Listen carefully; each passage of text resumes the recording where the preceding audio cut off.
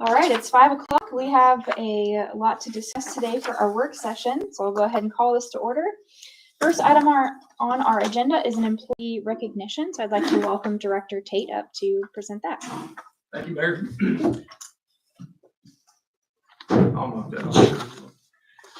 October 15th, 2012, Randy Bell began his career with the City of Red Bank in what is now known as the Fleet Department. For the first 11 years of his career, he was a solo act, and he worked on vehicles and other assets owned by each department of the City of Red Bank. Today, he continues to meet the demanding needs of the city's fleet in a manner that allows each department to thrive and continue daily operations.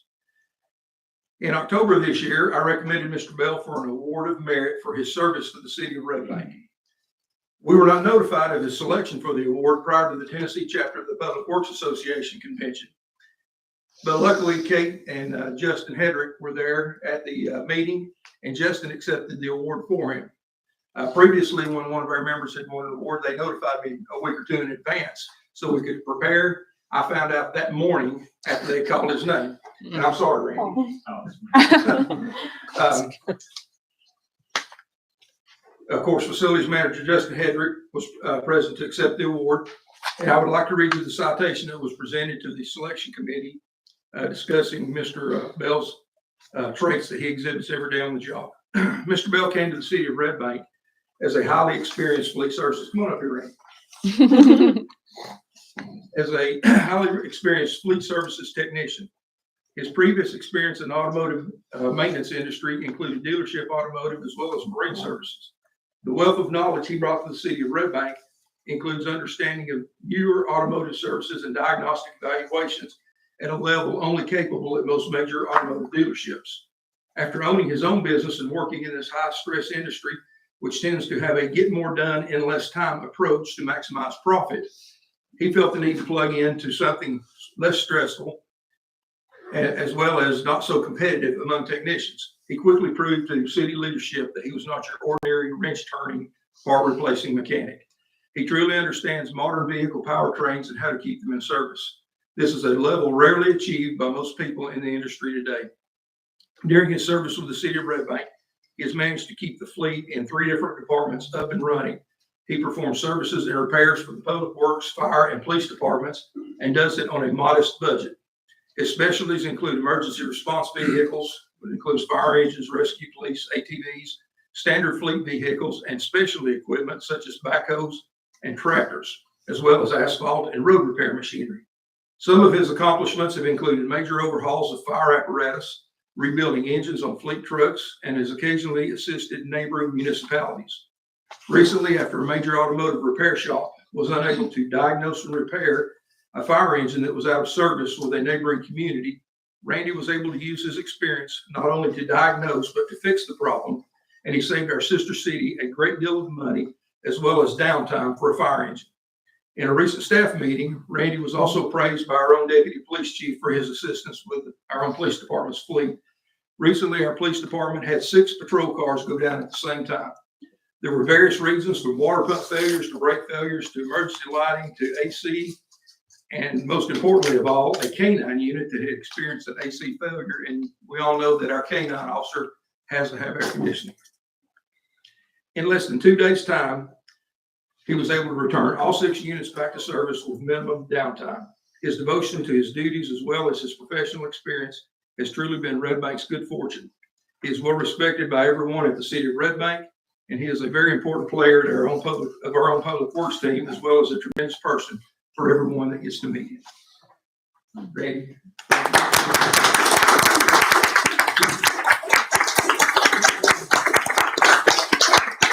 This is the Award of Merit presented by the Tennessee chapter of the American Public Works Association. Now I'm going to ask Randy if he would give a 15-minute speech. to tell us who you brought with us and have him come up and stand with you. Let's get the picture. This is my wife Stacy and my daughter Morgan. Hi.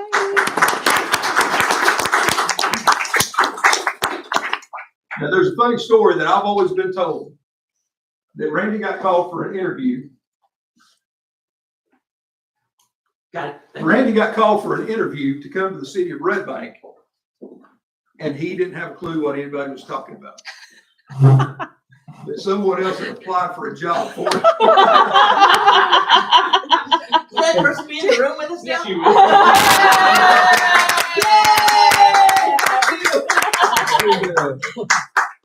I appreciate everything you did.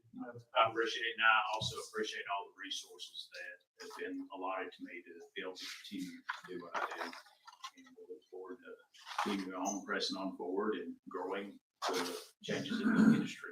Thank you. I'll have to say, Mr. Bell, I don't know if it's on, but I was talking to a friend of mine who services the city of Red Bank, and he said Randy Bell is great. So I didn't know that until he told me, and now I know. But he told me, and I wanted to share that with you while you were here. Thank you, Mr. Bell. for your Thank you so service. much. Thank you, Randy.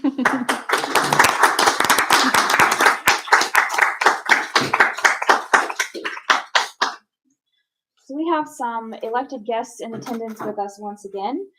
If it's all right with everyone here, we will move item 4, school facilities proposal update, to item 2. Representative Connor has a schedule conflict upcoming, so he has to get in and out of here as quickly as possible. Is that all right with everyone? That's Reading fine this with me. agenda? Sure. Thank you, Representative Connor, for joining us.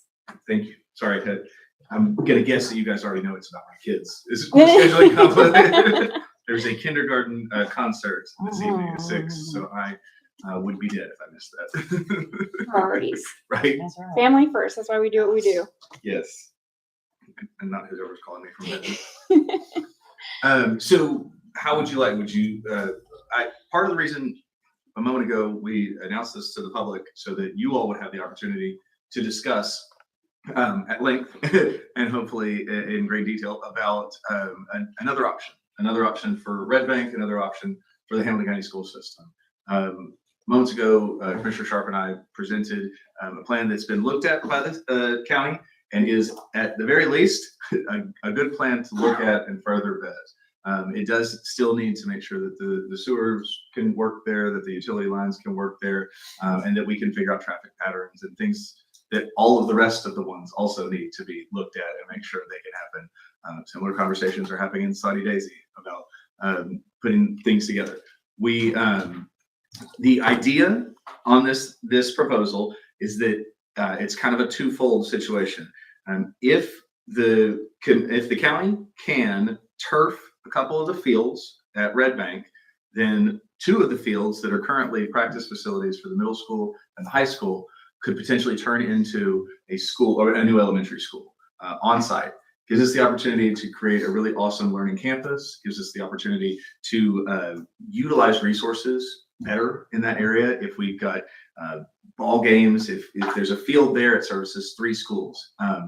It's almost like the best of having all of the size of a big school, but 3 independent schools that stay, and again, would be committed to staying in that 650 range that we've talked about so many times.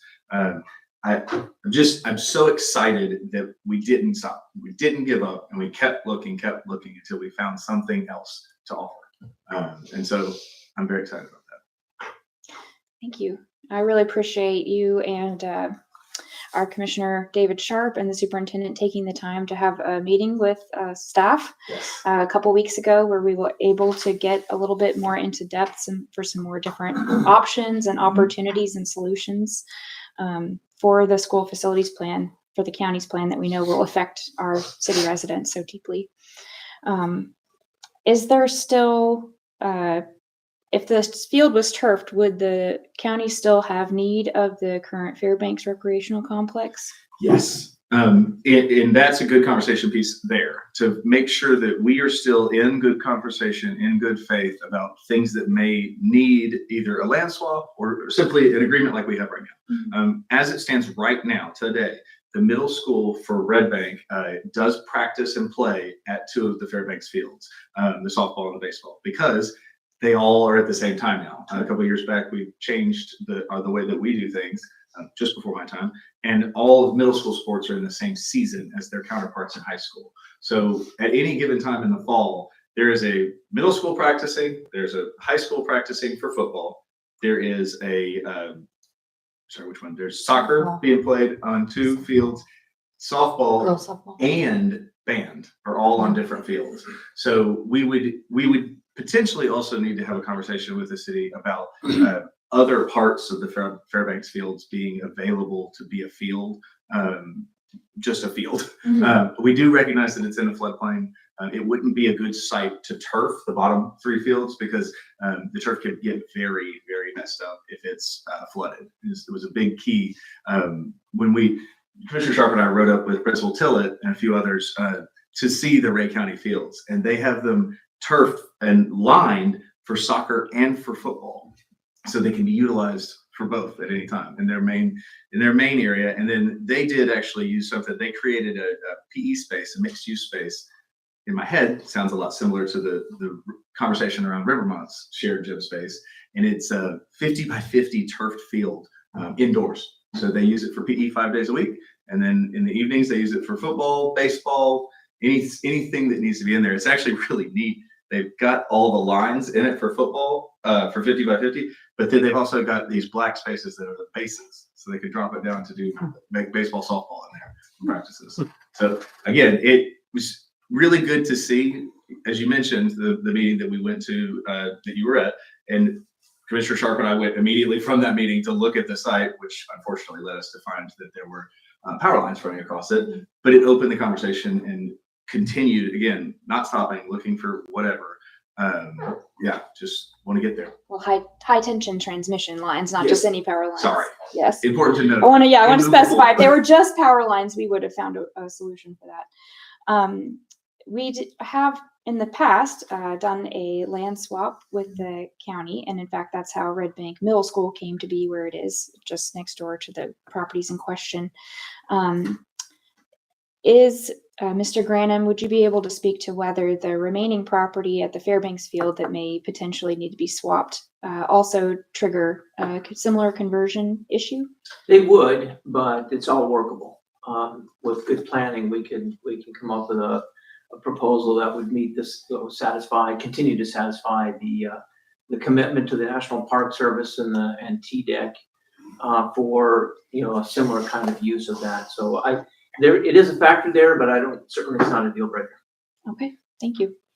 I don't want to hog all the airtime. Let's open it up to any other questions for Yeah. Mr. Connor. I would like to ask, because you're talking about potential land swap, where's Alpine Crest property in this conversation? I would love for that to be in there. If Alpine Crest can't continue to be a Hamilton County school, I would love nothing more than us to find the right option to get the city of Red Bank as much of it as they would like. Obviously, as you just mentioned, it would take figuring out values of lands and where this commission and school board could find common ground. But they're all worthy and good talks that we should have.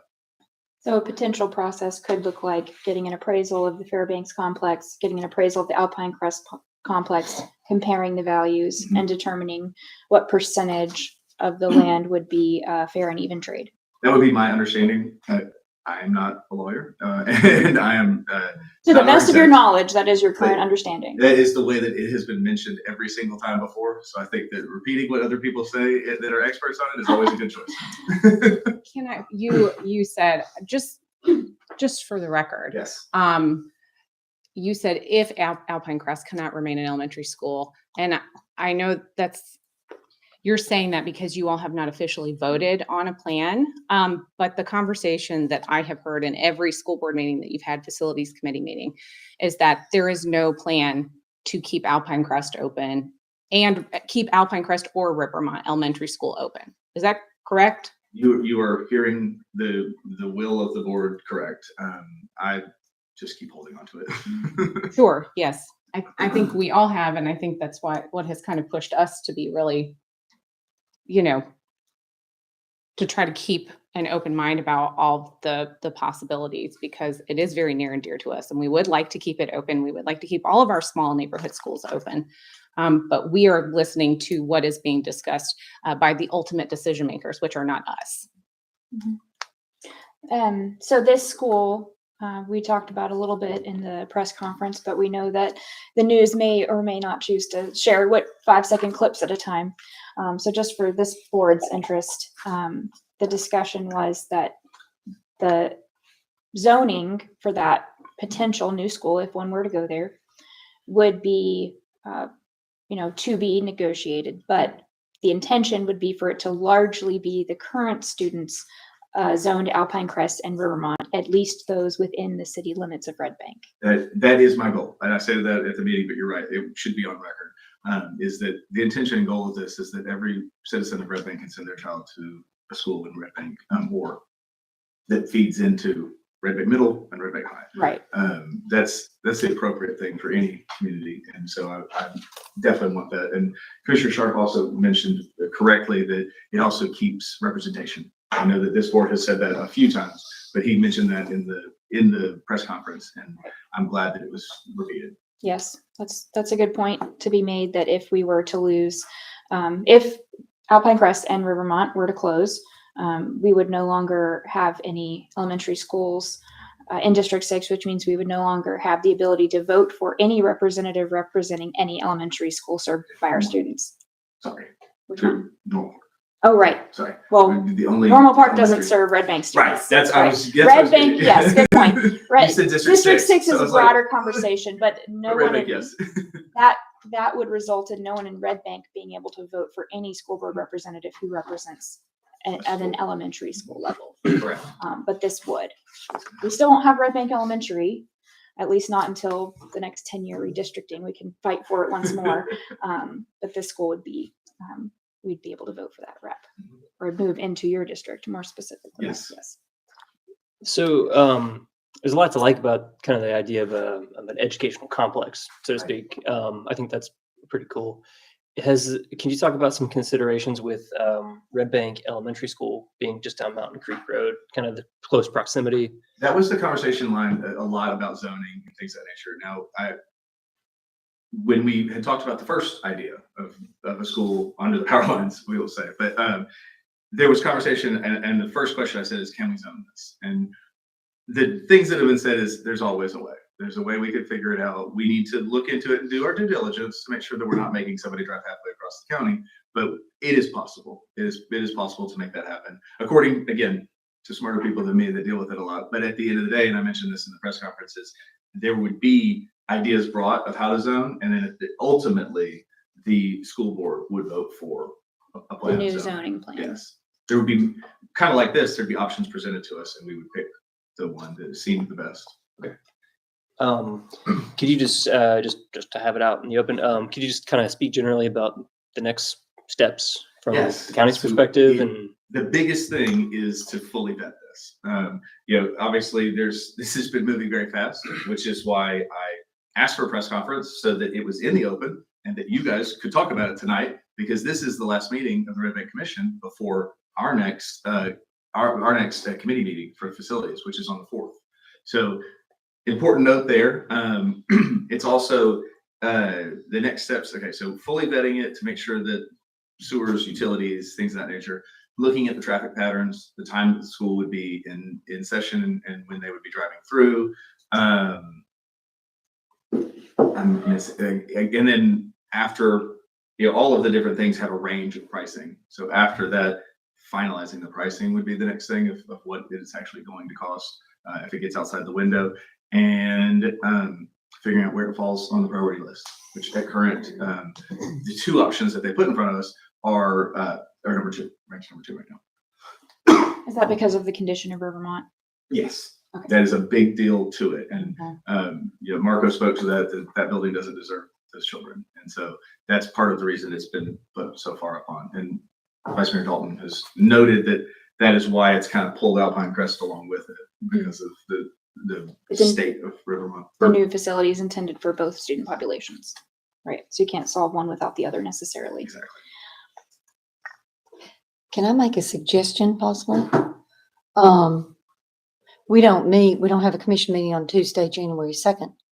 Could we possibly have a community meeting for residents to have input before they have a facilities meeting on the 4th? Well, that wouldn't give us very much time to collate the feedback that we got in time for the meeting the next day. And I was wondering whether we might actually want to, we don't have another commission meeting until January 16th. That's our next, because we skipped the first one in January. That is likely before the next school board meeting Right. on the 18th. Right.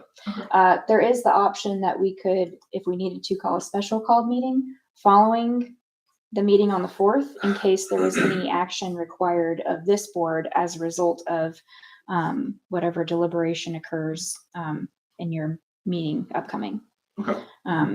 But you're thinking from a community I'm feedback just, yeah, perspective? right. Since this has been delivered with a press conference and Mhm. we each get feedback, good, not so good, all in between. But as we did in August about the original plan and then the subsequent community meetings sponsored by them, might this be an opportunity, hour and a half, just to lay it out, get some feedback face to face and, Can I ask city staff, do you have any suggestions or recommendations for the best way to potentially gather public input on this plan prior to decision? Well, it seems like maybe the same approach that the school district did, after release where Mr. Connor used our community center and really gathered feedback from a school district perspective. And we could be there. It could be a joint, just a listening session. And then, it would be nice if we had some concept, like things up on the wall so people would really know what we're talking about. In fact, I'm a little concerned that people don't really know what we're talking about now. There's a lot that's not been spoken in this meeting that I would, if you're okay, I could recap. Absolutely. So what we're really talking about here is the middle school and the high school campus that's currently used by the school district.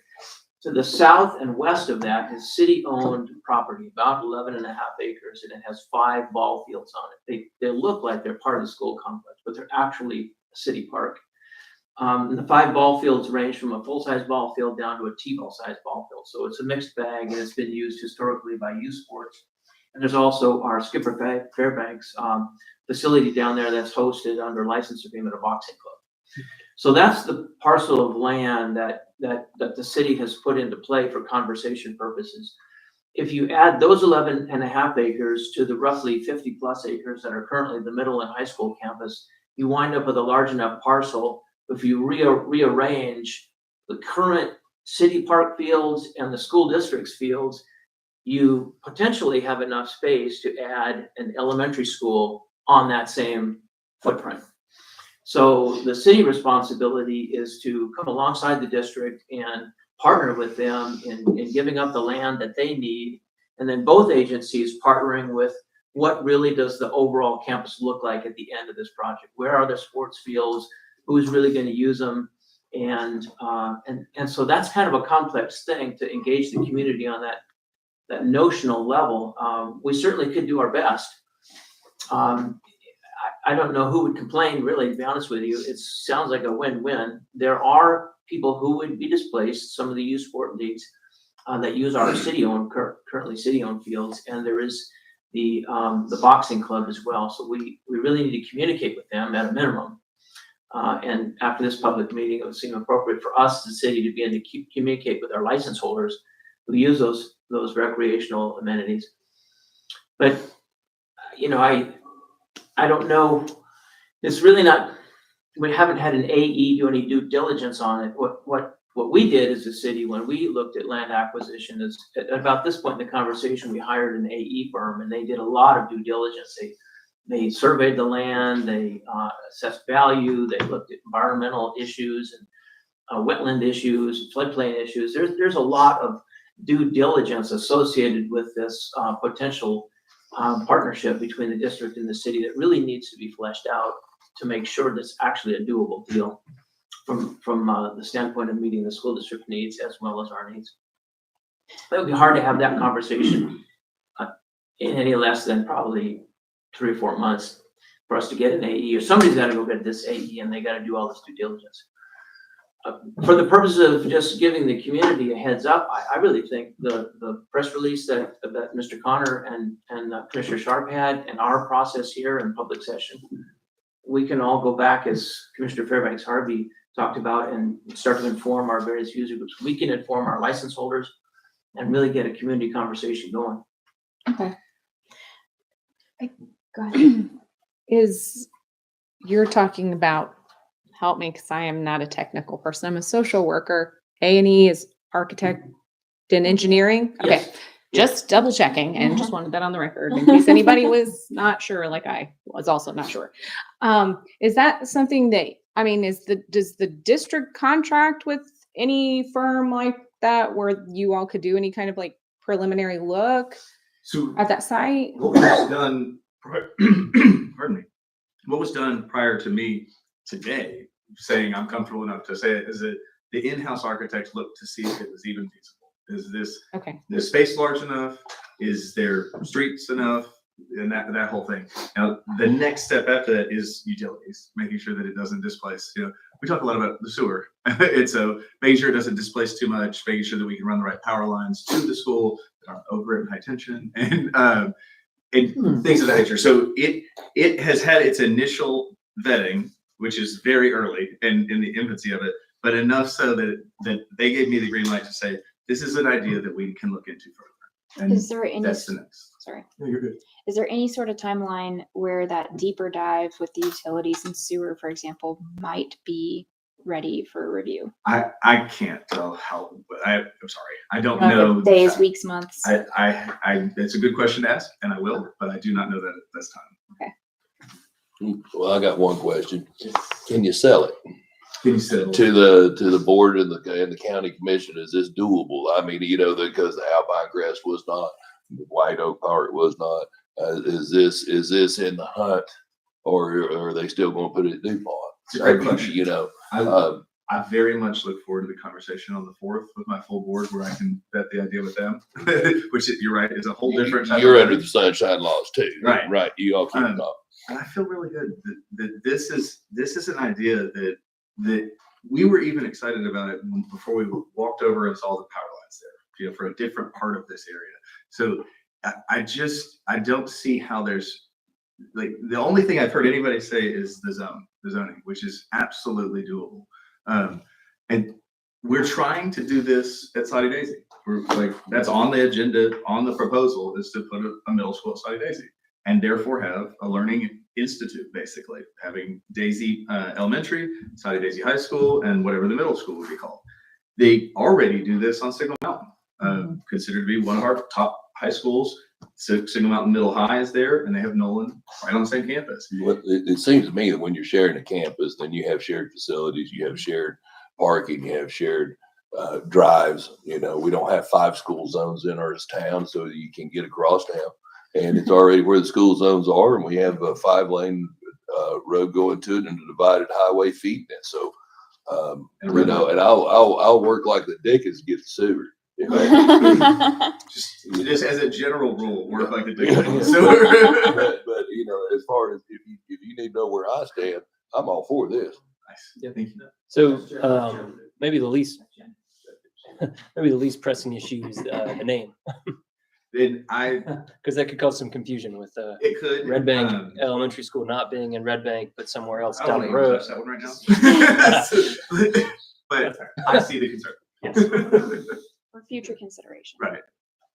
Yes, I would echo Ms. Thurman's sentiments about Red Bank Elementary, being on Mountain Creek Road probably should have been called Mountain Creek Elementary to begin with. Used to be one there. So on there's, Mountain Creek Road. I'm sure that will come up in conversation again. At a future time. Yeah. I'm sure that it will. I think the biggest part is getting, like Pete say it, get this right and get this in front of the right people and talk about it, and then do the right thing. Mr. Brown, do you have something to add? Yes, Mayor, I just wanted to clarify, when Mr. Connor uses the word zoning, he's talking about the attendance area Yes. as opposed to the usual use of the word zoning in our context is land use, which would be a city action. The zoning you're talking about is School zones. school attendance areas, which is a school district action. Yes, sir. And that's what the comment that I made to Hayes was that it would be presented to us and then the school board would vote on these school zones of where the children are zoned to. So, anything else? I do have a question, but Go ahead. if you were going to ask something, go ahead. I'll make a concluding statement. Okay.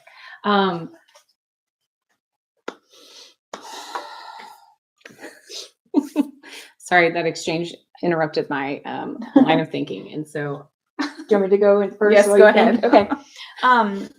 I wanted to find out, Representative Connor, is there anything that you needed to hear from this board in order to go back to your board? No, I would just like to clarify about your resolution, to make sure that is something that is still, pardon me, committed to by this, because that's something, that's a talking point.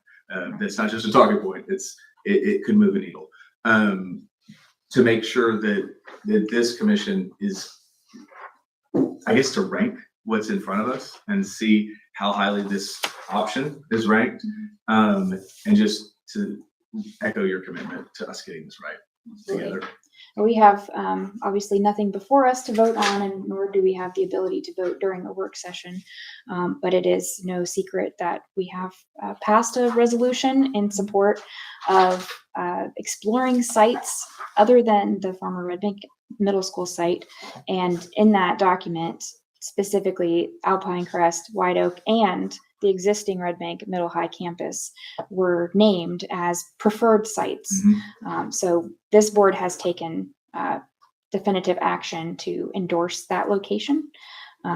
Certainly, if anybody up here has anything that they want to add to the positive or the negative regarding that resolution, feel free to communicate it to Representative Connor ahead of his communication with his board. And it is not against the sunshine laws for you all to call me with any other thoughts you have leading up to it. Or, as you mentioned, if you hear back from people, if something changes, I can make myself available in a second for sure. Okay. And then, but if you hear something, say something. okay, I remembered. Right. Thank Vice you. Mayor. So you said that you all have your facilities committee meeting on January the 4th, I believe at 4 p.m. Oh, that's right. It is a It's good at note. 4. It is at 4 p.m. Since there's not kids in school. They assumed We people would moved get it there quicker. earlier. Okay, so at 4 p.m. And then you have your meeting on the 18th. 18th. Yes, regular scheduled meeting that begins at 4:30 and then continues. And through is the plan still with this kind of new development and new option? Is the plan still to vote on the proposal at that meeting in January? I haven't heard about the plan changing, but I'm going to make sure that this is an option that's out there. Okay, I'm not sure that, I don't know. I wonder about the timeline, if we would be able to know enough about the site for you all to vote on it, by that time. And I also wondered, to Commissioner Fairbanks Harvey's point, if there might be an opportunity after your facilities committee meeting, for us to in some way engage our community a little more once there's been more discussion by your board Yeah, and before a final vote. similar to Commissioner Fairbanks Harvey, if there is a time that we can work together, that I can come and listen to public comment, I will do it for sure. I've been committed to that from the first day this came out and would not stop that.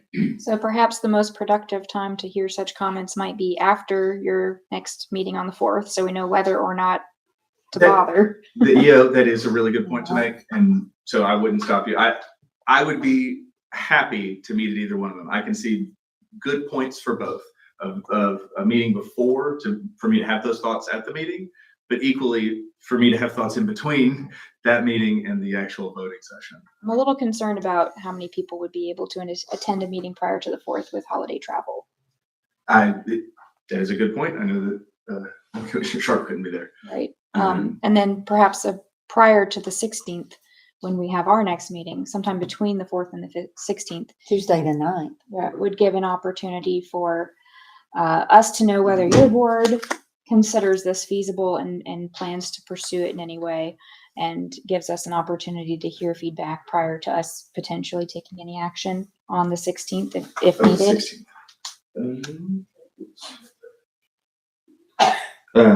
You would not believe this. I have Red Bank Commission meeting in my 5 already. Bravo. On the 9th? 16th. Oh, the She said 16th. 16th. Yes, that's right. But you want me to come on or you want to try to hold one on the 9th? How does That's everyone that's feel I mean, about I'm fine with it halfway because we don't between have a the two? meeting then. So 2nd or the 9th? With the 9th. If this is going to be a partnership, does that work for staff? Yes, ma'am. We could format it, we could actually hold it at the community center, and format it much like the school district. We would notice it as a commission meeting, so we can have the Like a special called conversation. meeting. Right, but it wouldn't really be in this context. It would be much more of a conversation with the community. Is that how everyone would like to proceed? I'm Does that great with sound that. I think it's wonderful. satisfactory? Sounds good to me. Thank you. Okay, so what time on the 9th so we can start? Or do we need to come back to the time? I probably need to check the community center, make sure it's Yeah. not booked. Make sure it's open. Okay. Let's start there. Yes. Is tonight, I've mentioned before that I thought it might have been an idea to hold the press conference at the site to be able to see it.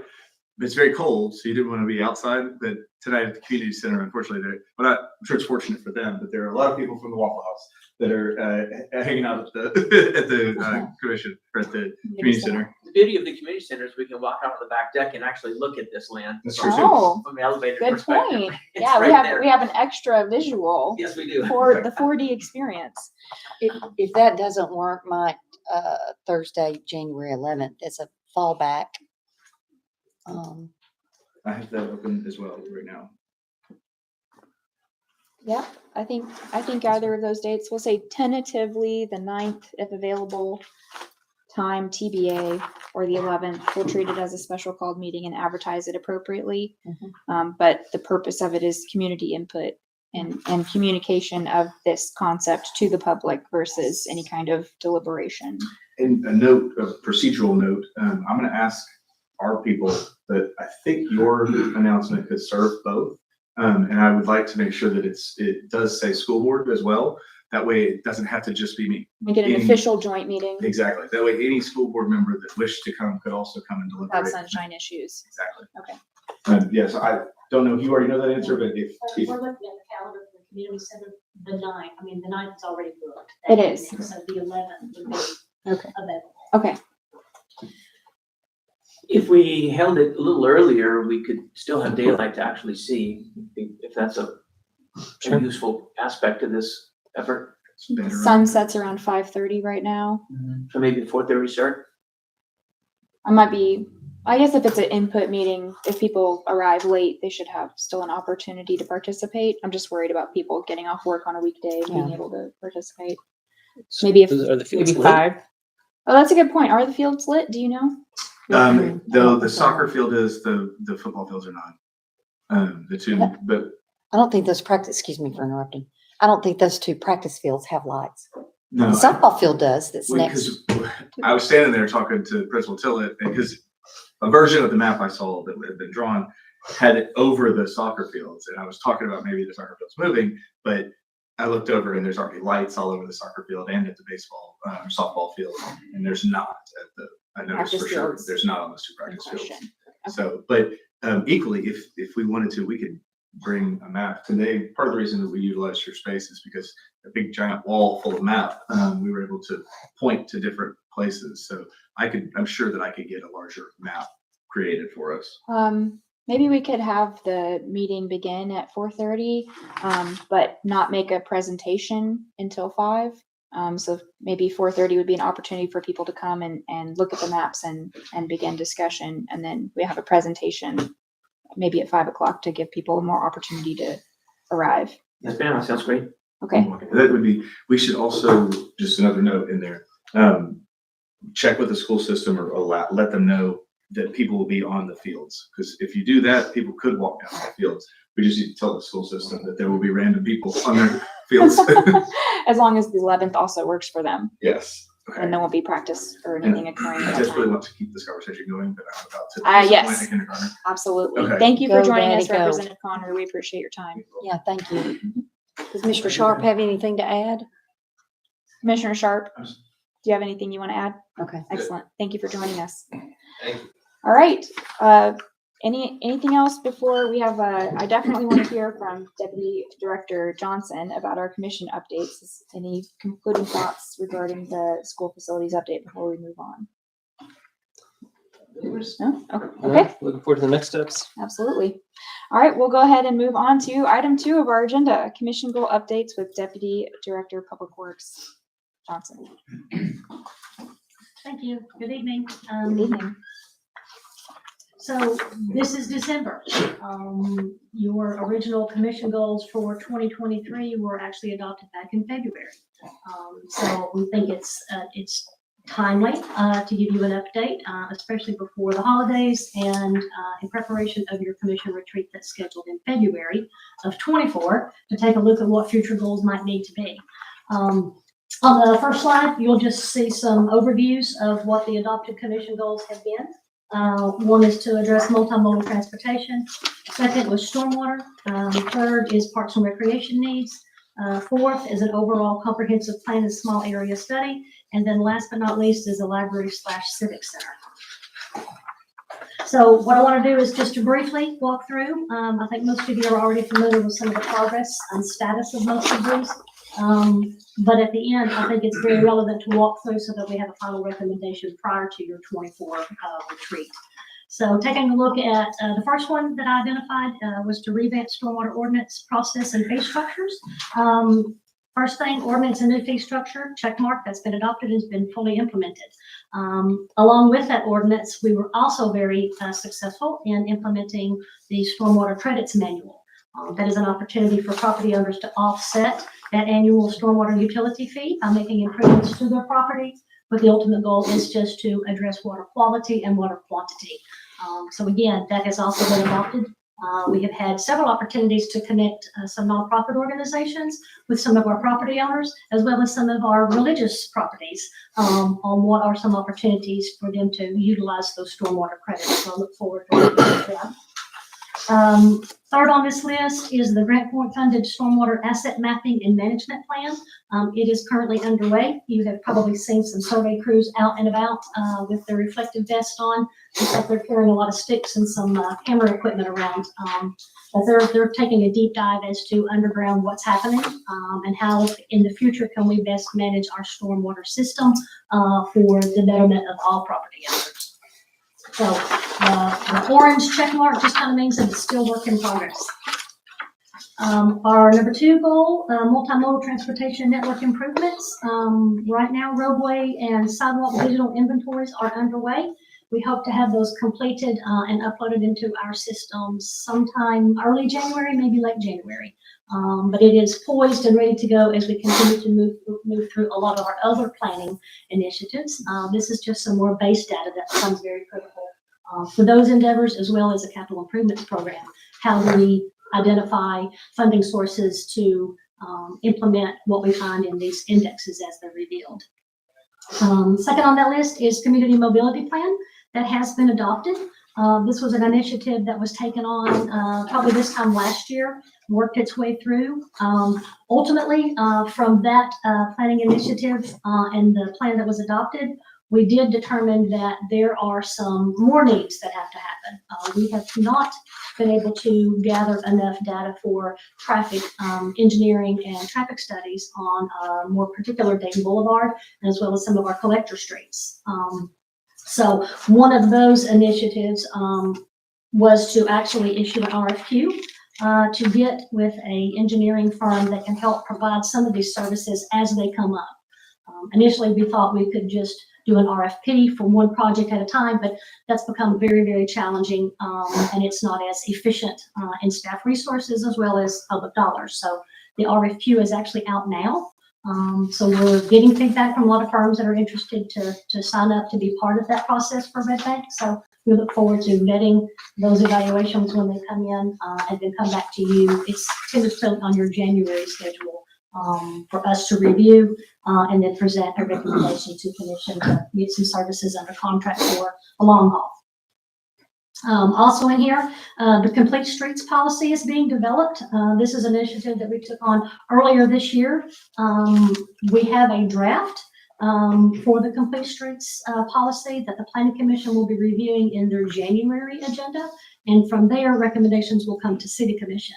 Our newly hired city planner, Michael Pham, has been working to put this document together in partnership with Smart Growth America. Smart Growth America, there we go. They have provided some technical assistance. So there's been a lot of back and forth. We've been able to present drafts to them. I think our final heavy lift is trying to generate some accurate population data and some socioeconomic data, which will make that just a stronger document as we move forward. At the end of the day, it will be incorporated into our comprehensive plan as a supportive document. So it all becomes very cohesive. Next on our list is to develop a comprehensive plan to include the small area study and compliance with our land conversion agreement. Again, as you know, we just brought on a full-time planner who has been very busy in a lot of areas that he probably didn't initially think that we would be doing, but progress is happening. Right now underway, we do have a consultant under contract, TSW, to help us with that comprehensive planning initiative and to include a separate study on the small area study for the former middle school property. They were in attendance at our Christmas parade and festival. They were there with our other consultant just to introduce themselves to the community. They did have an opportunity to start gathering future communication networks, mainly emails, and figure out how best people want to receive future notification for additional public engagement opportunities. Again, I think the most pressing key is always going to be taking a look at our land conversion agreement to make sure that we find ways to be in compliance, not just to satisfy an obligation of the past, but to make sure what gets put in play is for the future. So through these initiatives that we're working through, since the day I came on board, I've been in communications with our TDEC, our CARTAS representative. So they are fully aware of the planning initiatives that Red Bank is taking on, and they welcome the opportunity to make sure we have a cohesive and a complete package that can actually be implemented in a timely manner that satisfies the needs of Red Bank. So I look forward to continuing that. Mission goal number 4 is a community library and civic center. As of right now, the establishment of a nonprofit library board, research phase is underway. City manager and city attorney are still working through those, so stay tuned for more information from them. The idea and the concept of a civic center, we're purposely pausing that topic for now. We believe that it also lives in the same realm of our comprehensive plan. As we move forward, there's a lot of things that can be included in that study, but there's also opportunities for outside the box thinking. And I think, as we know, things change rapidly here as to how things are going to be in the future. So that was a purposeful pause on that particular topic. And our 5th and final goal from 2023 is to develop parks, trails, and recreation services. We have a lot of green check boxes here. So obviously bringing on board Jeffrey Davey, our parks manager, he has done a fantastic job in, as we call, the low-hanging fruit opportunities. How do we engage the public? How do we activate some of our park properties that is best for all of our Red Bank citizens? So he's continuing to look towards programming. It's not just happening in the summer. There's winter, spring, and fall that we need to take into consideration. Again, with the Parks and Recreation needs assessment and master plan that's underway, that again is going to help charter a course on how best to serve Red Bank in these green space opportunities. Again, we also created a Parks and Recreation Advisory Board. They've been very active. That's another one of those supportive boards that really does a heavy lift to make sure that all of the resources and all the information is brought to you timely and appropriately for commission, therefore, to take action on. So we look forward to continuing to work with that advisory board. We implemented the service agreement with Trust for Public Lands.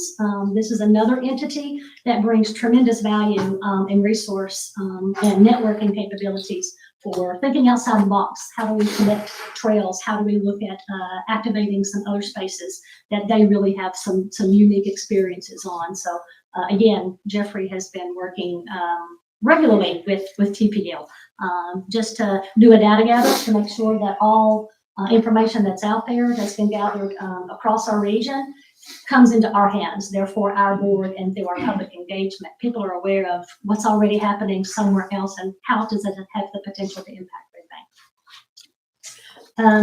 Again, as I said, we have the needs assessment and master plan underway.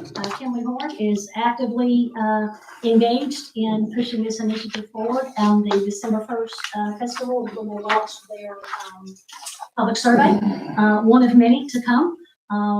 So it was successful. It's still up. I think it comes down, I want to say the first week in January, maybe right after the holiday.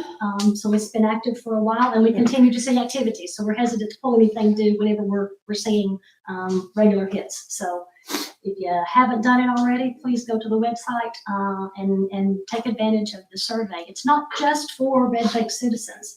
We have a lot of people that do come into Red Bank to engage and utilize our green space. So we still want to hear from those. The first question that comes up is you're asked to put in your zip code.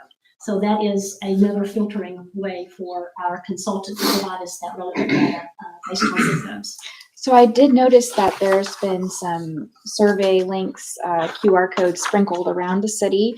I saw one on the door to the community center, which I thought was lovely. I assume there's also one at the dog park and the pickleball courts. They are plastered Everywhere. Excellent. So I was gonna say, Decaf, that's- there's one of these. Yeah, that's probably the, One at Kids Corner. yeah.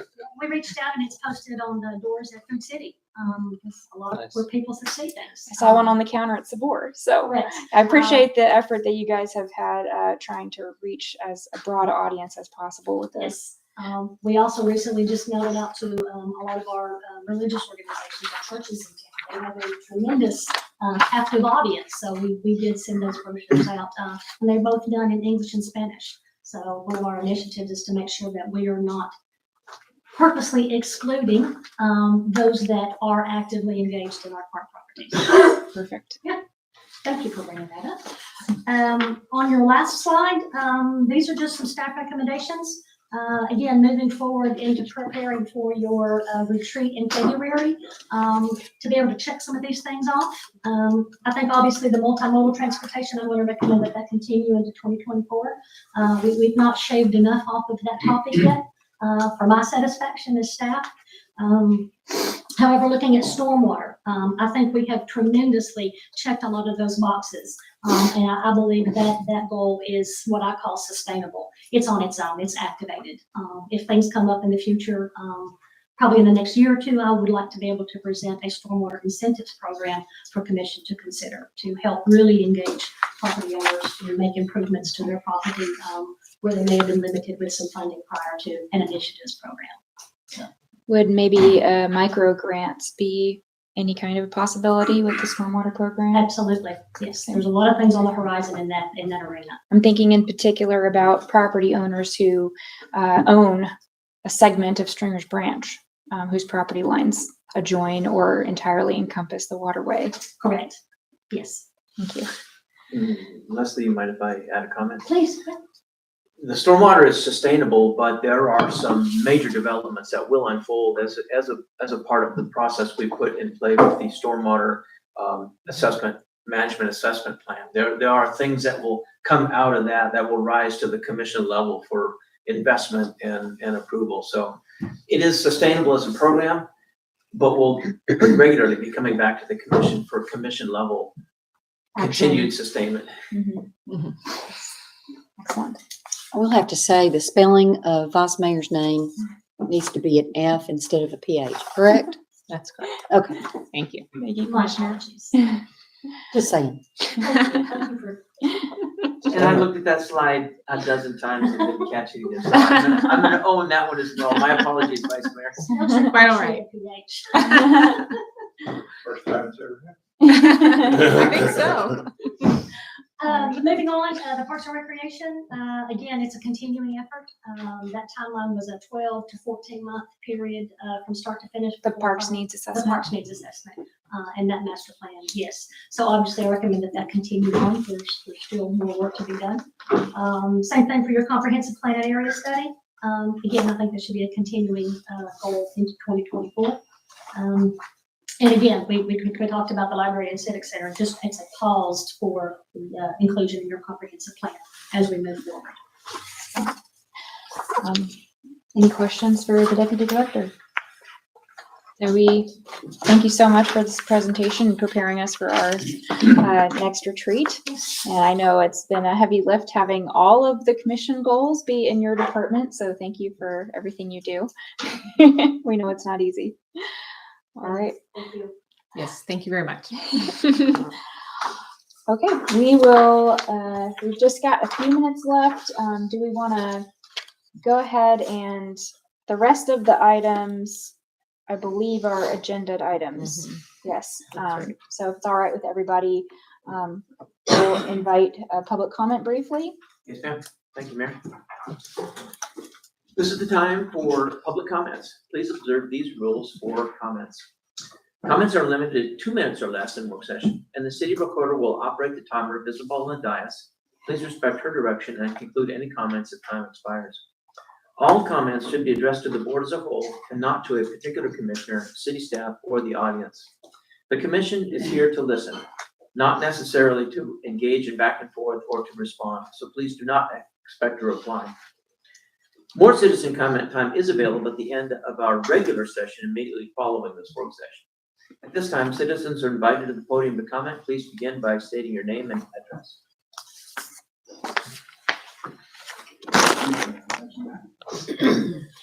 Tom McKenzie, 110 Brentwood. I want to make 2 totally unrelated comments. One is to thank Deputy Director Johnson for that very informative update. I love the process that's going on, the strategic planning, assignments to staff, and things getting carried out. Getting an update like that is very encouraging and enlightening.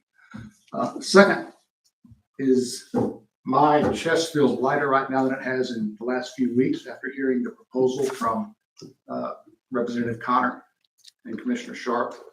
At first glance, my glance was, yes, that is a proposal that looks to me like it checks all the right boxes. And we'll learn more once they delve in, but I just had to put in 2 cents right now that is some of the best discussion I've seen in weeks on this topic. Thank you. Thank you, Mr. McKenzie. Anyone else who would like to comment on items on this work session agenda? Okay, if there are no more comments, then we'll take a brief recess and reconvene for our 6 o'clock meeting, as the bathroom facilities allow.